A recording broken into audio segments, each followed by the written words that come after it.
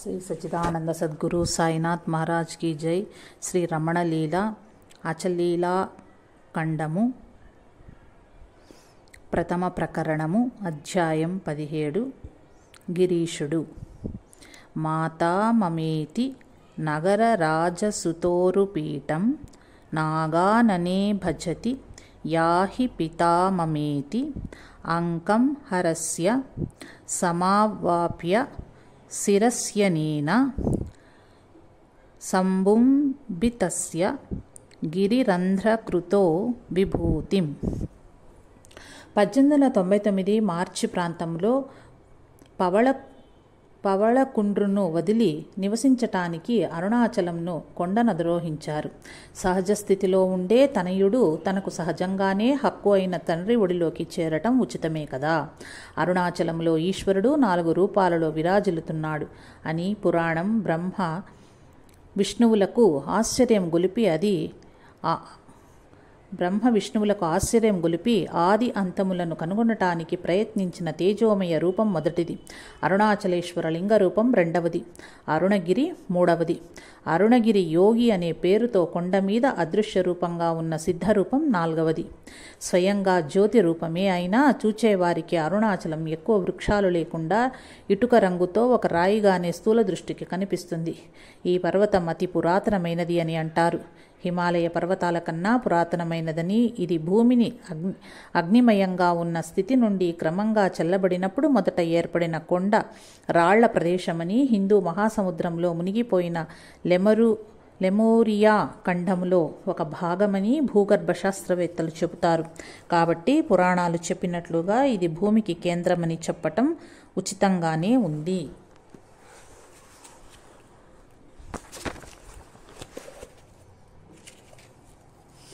తపస్సు చేసుకునే వారికి ఈ గిరిపై ఎన్నో అనుకూల ప్రదేశాలు ఉన్నాయి. దేవాలయ పడమటి గోపురము వెనుక వైపు నుండి కొండకు మెట్లు ఉన్నాయి.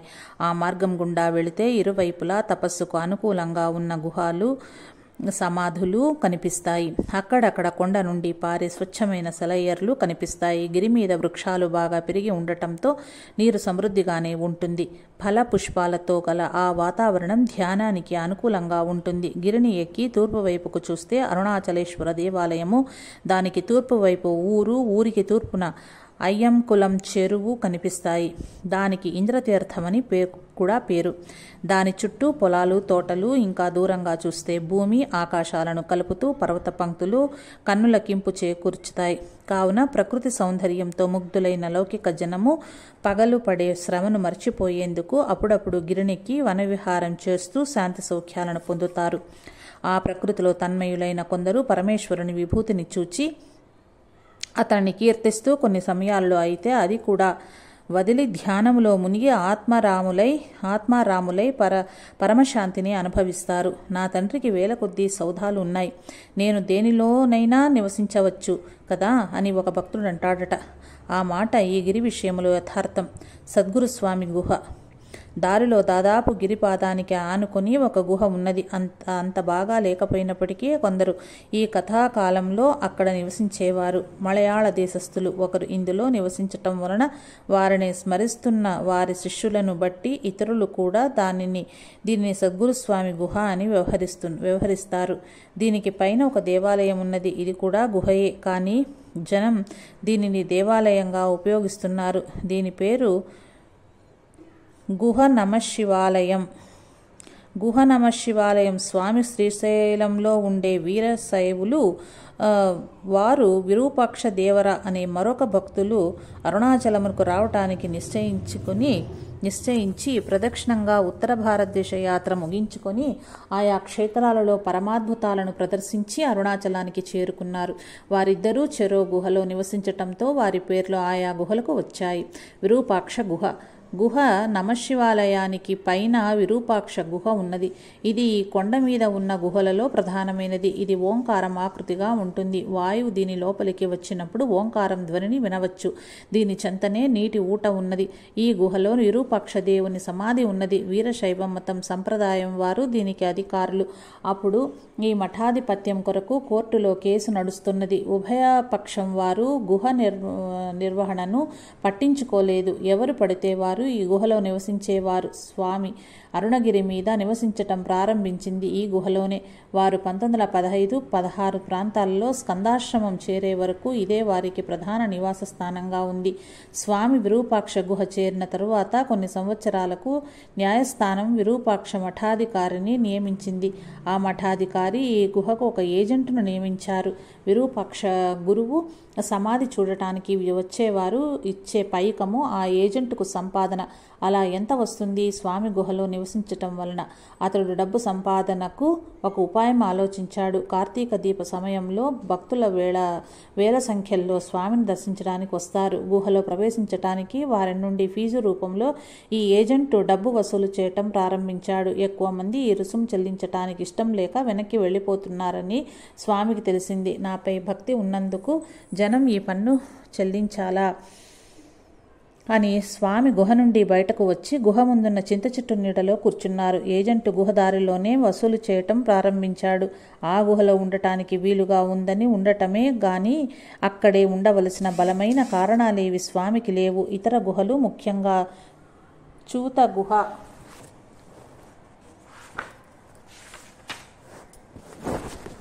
మొదలైనవి ఉన్నాయి కదా.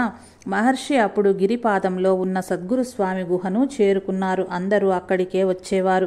ఏజెంటు గారు తమ గుహ సమాధి జనాలను ఆకర్షించటం లేదని, మహర్షి మీద ఉన్న భక్తి చేతనే జనం వస్తున్నారని గ్రహించాడు. వసూలు చేయటం మానివేస్తాము, తమరు మరలా గుహలో నివసించవలసినదిగా ఏజెంటు ప్రార్థించగా స్వామి అతని కోరికను మన్నించి మరలా విరూపాక్ష గుహకు వచ్చారు. మలైపాల్ తీర్థము, చూత గుహ బాటకు ఉత్తరం వైపు విరూపాక్ష గుహకు ఎదురుగా మలైపాలై తీర్థము, స్తన్య తీర్థం ఉన్నది. దీనిలో మధురమైన జలము ఎప్పుడూ పుష్కలంగా పారుతూ ఉంటుంది. గుహ నమశివాలయానికి సమీపంలో పాదతీర్థం ఉంది. ఇది శివుని పాద బొటన వ్రేలితో కొట్టినప్పుడు వెలసిన తీర్థమని, ఇది అంబ ప్రసాదమని అంటారు. దీని చెంతనే ఒక మామిడి చెట్టు ఉంది. దాని పాదమును అనగా చెట్టును అంటుకొని ఉన్న గుహను మామిడి గుహ, చూత గుహ అంటారు. కథాకాలానికి అది నివాసయోగ్యంగా లేదు. విరూపాక్ష గుహలో వేసవి కాలంలో వేడి ఎక్కువ, గాలి సరిగ్గా రాదు, నీటి సదుపాయం కూడా తక్కువే. శ్రీరంగాచార్య, రామానుజాచార్య సోదరులు స్వామిపై భక్తి గలవారు. 1904 ప్రాంతంలో విరూపాక్ష గుహలో ఉండేందుకు గల లోపాలను గుర్తించి చూత గుహపై వాలి ఉన్న రాతిని తొలగించి గుహను విశాలంగా చేసి ముందు చిన్న గోడను కట్టించి దానికి తలుపులను కూడా పెట్టించి నివసించేందుకు వీలుగా చేశారు.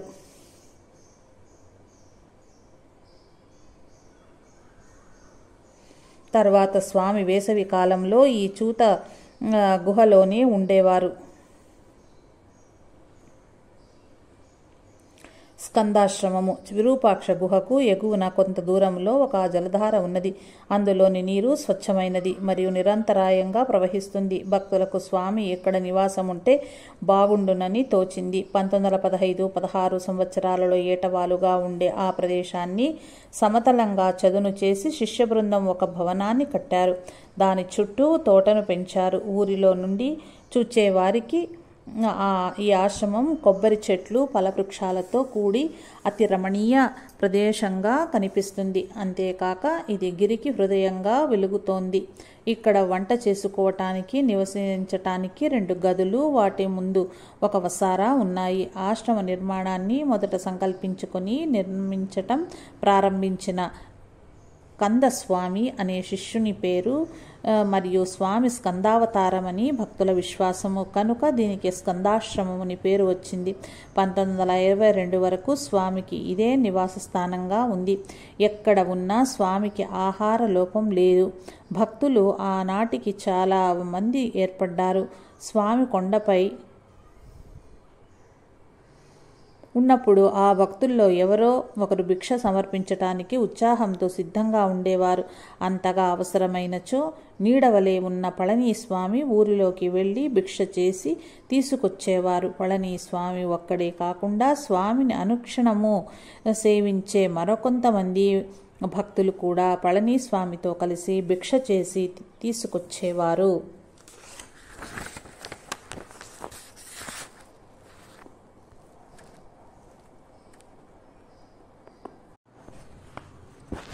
అరుణాచల లీలాఖండము ద్వితీయ ప్రకరణము అధ్యాయం 18 ప్రవచన ప్రారంభము. స్వామి విరూపాక్ష గుహను చేరిన తరువాత వారిని దర్శించటానికి అధిక సంఖ్యలో భక్తులు వచ్చేవారు.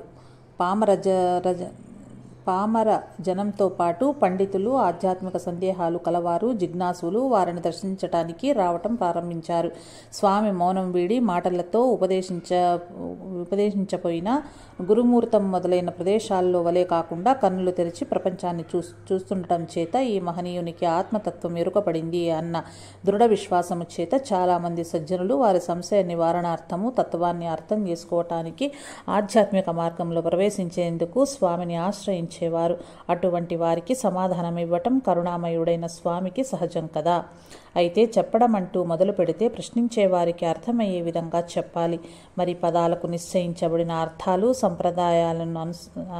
సంప్రదాయానుసారంగా వస్తున్న అర్థాలు ఉన్నాయి. గ్రంథాలు చదివితే గాని అవి తెలియవు. తత్వానికి సంబంధించిన విషయంలో సందేహం లేకపోయినా శాస్త్రానికి సంబంధించిన విషయంలో సందేహాలు ఉదయించి వాటిని నివారించుకోవటానికి స్వామి వద్దకు వచ్చేవారికి ఆయా శాస్త్రాల అర్థాలను వారి వారి సాంప్రదాయం ప్రకారం చెప్పాలి.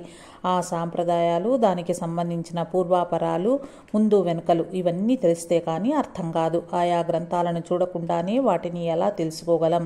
ఉపాసన పద్ధతులు, శాస్త్రాలు అనంతం.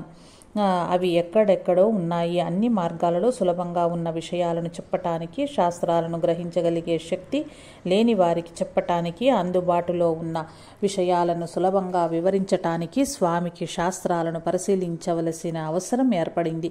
తన కొరకు కాకపోయినా ఇతరుల కోసం యాతో వాచో నివర్తంతే అప్రాప్య మనసా సహా, మనస్సుకు మాటకు అందని తత్వం అనుభవంలో ఉన్నప్పటికీ ఆ సద్వస్తువు ఆత్మలోనే స్థిరమైన స్వామి ఆ సద్వస్తువును మాటల్లోనే తెలుసుకోవాలనుకునే వారికి ఉపదేశించటానికి స్వామి గ్రంథాలను పరిశీలించటం మొదలుపెట్టారు.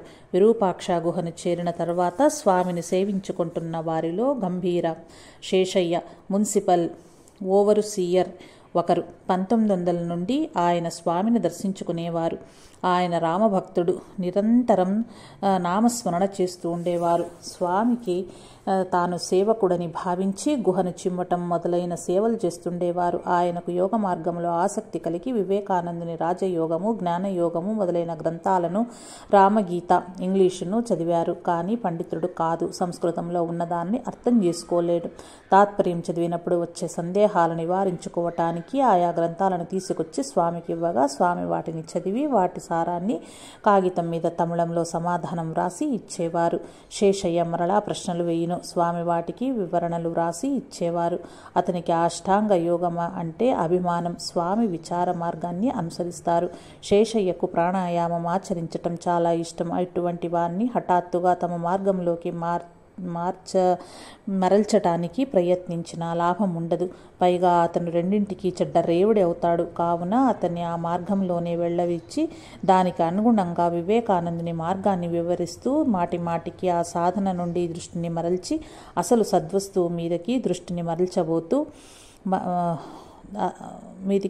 మరల్చుతూ తత్వం తెలిపారు. ప్రాణాయామం, అష్టాంగయోగం మొదలైన యోగ సాధన గమ్యం కాదు. యోగ సాధన మనసుని ఏకాగ్రం చేస్తుంది. ఆ తర్వాత చిత్తమును అణచినచో తత్వానుభవం అవుతుంది. అహం స్ఫురణ కలిగితే బుద్ధి వాటి పనులతో పని లేదు.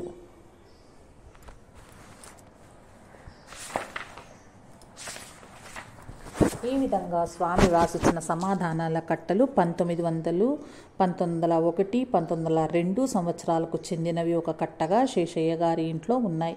వాటిని ఆయన చిన్న నోటు పుస్తకంలో వ్రాసుకున్నాడు. శేషయ్య చనిపోయిన తర్వాత చాలా కాలానికి ఆయన అన్న కృష్ణయ్య ఆ కట్టను పుస్తకాన్ని ఇవ్వగా నటనానంద స్వామి దానిని తమిళంలో విచార సంగ్రహ ప్రశ్నోత్తరములు అన్న పేరుతో గ్రంథ రూపంలో ముద్రించినాడు. అందులో తాను వేసిన 1-2 ప్రశ్నలు కూడా కలిపాడు. కానీ శేషయ్య ప్రశ్నలు మాత్రమే కలిగిన పుస్తకం ఆ తర్వాత వెలువడింది. దానికి 1931లో ప్రణవానందులు తెలుగులో విచార సంగ్రహము అనే పేరుతో ప్రచురించినారు. ఆ ప్రశ్నోత్తరాలను ఇంగ్లీషులో విషయ సూచికలుగా అనువదించి సెల్ఫ్ ఎంక్వైరీ అనే పేరుతో ప్రచురించారు. విచార సంగ్రహంలో ఉన్నవి ఏవి వివేకానందుని అభిప్రాయాలలో, ఏవి స్వామి అభిప్రాయాలు విభజించటం వీలు కాదు. కానీ అష్టాంగ యోగమును ఏ విధంగా విచార మార్గమునకు సహాయకారిగా చేసుకోవచ్చో స్వామి వివరించారు. చిదంబరం నుండి శాస్త్రి గారొకరు శంకరాచార్యులు వ్రాసిన వివేక చూడామణిని తీసుకుని వచ్చారు. ఆ కాలంలో దానికి తమిళ భాషలో పద్యానువాదం మాత్రమే ఉంది. పళనిస్వామి ఊరి నుండి దానిని తీసుకొచ్చాడు. కానీ శేషయ్య గారు దానిని తమిళ వచన రూపంలోకి అనువదించమని స్వామిని తొందర పెట్టారు. అప్పుడు గ్రంథంలో మొదటి అధ్యాయాలు సిద్ధమైనాయి. ఇంతలోనే శేషయ్యకు పద్య గ్రంథం లభించింది. చిదంబరం శాస్త్రి వలన సంస్కృత గ్రంథం వచ్చింది. వచనానువాదం ఇంకెందుకని స్వామి ఊరుకున్నారు.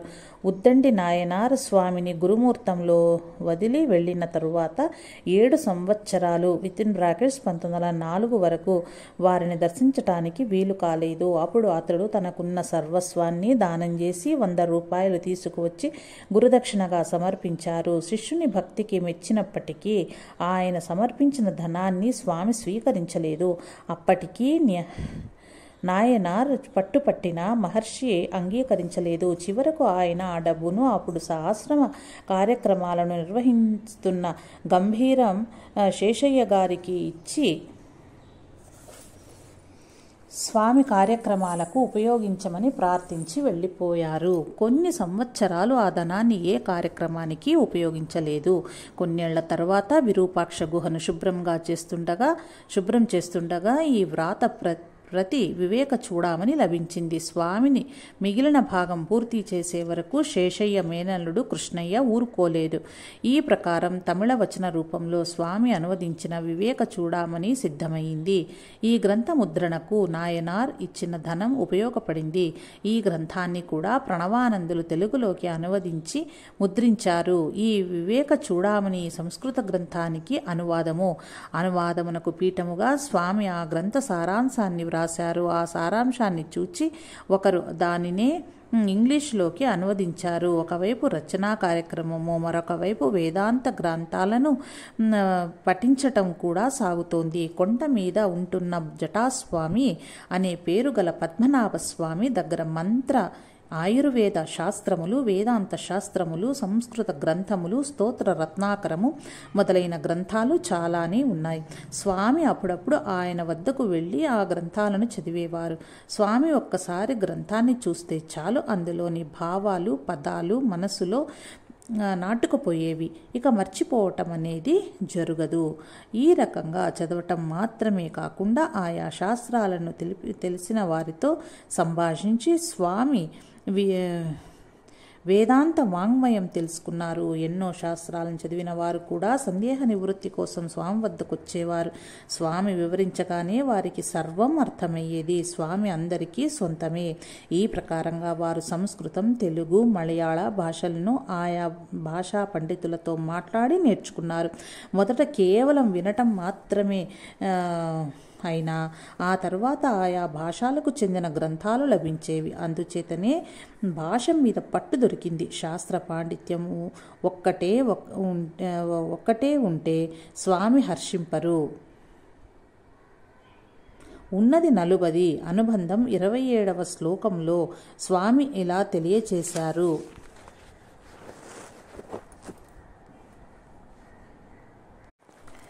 చదివియు శాంతి గాంచని వారి కన్నా జదువని వారెగా బ్రతికిన వారు మద పిశాచము బారి వదలిపోనగనిరి. చలకారి చింతలు తొలగిన వారు వాక్లేశరోగమ్ము పాసిపోగనిరి. సమ్మానముల కీర్తి సాధింపబూని తిరుగుట నగునట్టి దేహ బాధలకు దలగి రవ్వారలు తప్పించుకొన్న దొకదాని నుండి కాదోయి కుమారా. ఉన్నది 40. అనుబంధం శ్లోకం 27. నసంసిద్ధిర్జిజ్ఞాసోః కేవలం శాస్త్రచర్చయా ఉపాసనం వినా సిద్ధిర్వై స్యాదితి నిర్ణయ. సత్యాసత్య వివేకంతో దృష్టి లీనమవ్వటం కోసమే శాస్త్రం నేర్చుకోవాలి. అంతేకాని కేవలం శాస్త్రాలతోనే సిద్ధి మోక్షం కలగదు అని స్వామి నిశ్చితాభిప్రాయము. ప్రవచనములో కూడా స్వామి ఏ సాంప్రదాయాన్ని అనుసరించేవారు కాదు. వారికి ఒకరి అభిప్రాయాలు అక్కర్లేని స్వానుభవమే ప్రమాణము. చర్చలు జరిగే సందర్భములోనూ ఉపదేశం చేసేటప్పుడు వారు ఆయా ప్రమాణాలను ఉదహరించటానికి గల కారణం ఏమిటంటే ఇతరులకు వాటి మీద ప్రామాణిక బుద్ధి ఉండటం వలన వారి శిష్యులకు వారే ప్రమాణము. అయినప్పటికీ వారి మార్గం అద్వైతానికే దారి చూపుతుంది. వారి పద్ధతి తత్వాన్ని విచారించటం మాత్రమే, అంతేకాని తర్కశాస్త్ర నైపుణ్యం కాదు. కాబట్టే 3 మతాలలో ఉన్న వాద ప్రతివాదులు స్వామివారి చేత తృప్తి చెందరు. అటువంటి వారు తమ పాండిత్యాన్ని ప్రకటించుకోవటానికి తమ వద్దకు వచ్చినప్పుడు స్వామి మౌనం వహించేవారు. వారు మాట్లాడి నీరు లేని శరత్కాలపు మేఘము వలె తెల్లబోయి వెళ్ళిపోయేవారు. స్వామి భక్తి మార్గంలో కూడా అనుభవజ్ఞులు ఈ విషయాలను గ్రంథంలోని తర్వాత భాగాలలో వివరించటం అయినది. జై రమణ. జై సాయి మాస్టర్.